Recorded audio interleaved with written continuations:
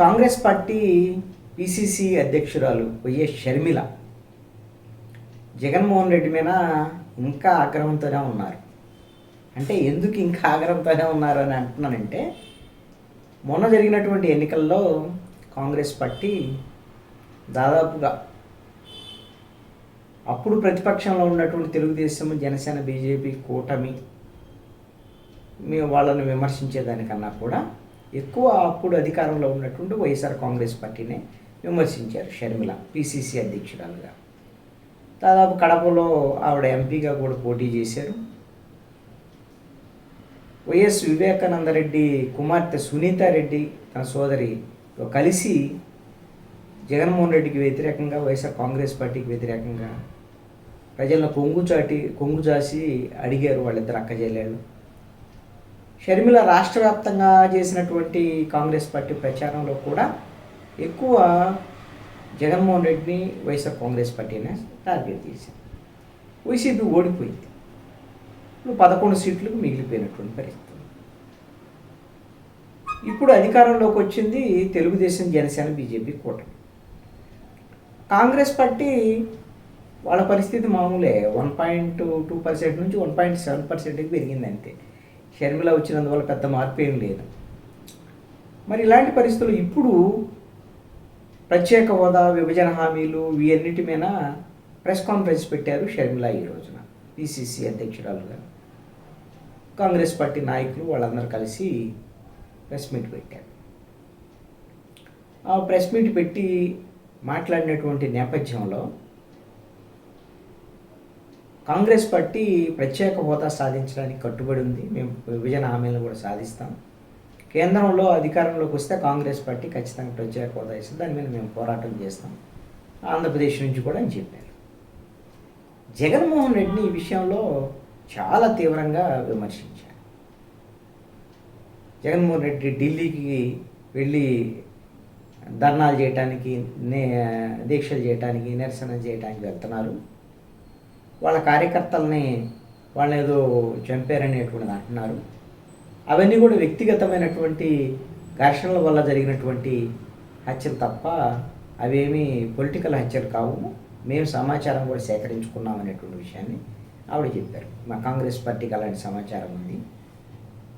ఇలాంటి వ్యక్తిగతమైనటువంటి హత్యల్ని రాజకీయ హత్యలుగా చూపించి తమ వాళ్ళందరినీ చంపుతున్నారని ఈ రోజున ఢిల్లీకి వెళ్ళి ధర్నాలు చేస్తున్నారు.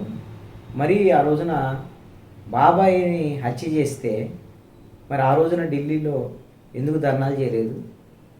నిందితులను పట్టుకోవాలి, న్యాయం చేయాలని ఎందుకు ధర్నాలు చేయలేదు? నిందితులతో భుజాలు కలిపి ఎందుకు తిరిగారు అనేటువంటి విషయాన్ని మనం ప్రశ్నించారు. మీరు ఢిల్లీకి వెళ్తున్నారు, ఇప్పుడు మీ పార్టీకి సంబంధించినటువంటి కార్యకర్తల మీద దాడులు జరుగుతున్నాయి అన్నిటిమైనా ప్రత్యేక హోదా కోసం ఎందుకు పోవాలి? మీరు 5 ఏళ్లలో ప్రత్యేక హోదా గురించి ఎందుకు మాట్లాడలేదు అనేటువంటి విషయాన్ని ఆవిడ ప్రశ్నించారు. అంటే ప్రత్యేక హోదా, అదేవిధంగా ఈ రాష్ట్రంలో ఇప్పుడు అసెంబ్లీలో జరుగుతున్నటువంటి ఈ అసెంబ్లీ సమావేశాలు, ప్రజల సమస్యలు ఇవేం పట్టవు జగన్మోహన్ రెడ్డికి. కేవలం రాజకీయంగా ఏదో రాష్ట్రంలో శాంతి భద్రతలు తలెత్తుతున్నాయనేటువంటి అంశాన్ని అడ్డం పెట్టుకొని అసెంబ్లీకి రాకుండా పారిపోవటానికి మాత్రమే ఈ ఢిల్లీ ధర్నాలు ఇంకోటి ఏం కాదు అనేటువంటి విషయాన్ని ఆవిడ మాట్లాడారు. అంటే ఇప్పటికీ కూడా జగన్మోహన్ రెడ్డిని ఆవిడ ప్రధానంగా టార్గెట్ చేస్తున్నట్టు కనబడు. ఇదే ప్రెస్ మీట్లో ఆవిడ కూడా ఇంకొక అంశం కూడా మాట్లాడారు. వినుకొండలో జరిగినటువంటి హత్య పొలిటికల్ మర్డర్ కాదంటూనే అంత దారుణంగా నడి రోడ్డు మీద నరికి చంపుతుంటే పోలీసులు ఏం చేస్తున్నారు అనేటువంటి విషయం. మరి పోలీసులు లాండ్ ఆర్డర్ని అదుపు చేయాల్సినటువంటి అవసరం లేదని ఆవిడ కూడా ప్రశ్నించారు. మరి ఆ ఫెయిల్యూర్ ఎవరిది? ప్రభుత్వాన్ని కదా. దానికి ముఖ్యమంత్రి చంద్రబాబు నాయుడు గారిని, పవన్ కళ్యాణ్ గారిని నేను విజ్ఞప్తి చేస్తున్నాను, ఇలాంటి ఘటనలు జరగకుండా, పునరావృతం కాకుండా చూడాలని ప్రభుత్వానికేమో విజ్ఞప్తి చేస్తున్నారట. ప్రతిపక్షంలో ఉన్నటువంటి జగన్మోహన్ రెడ్డి మాత్రం తీవ్రంగా విమర్శిస్తున్నారు.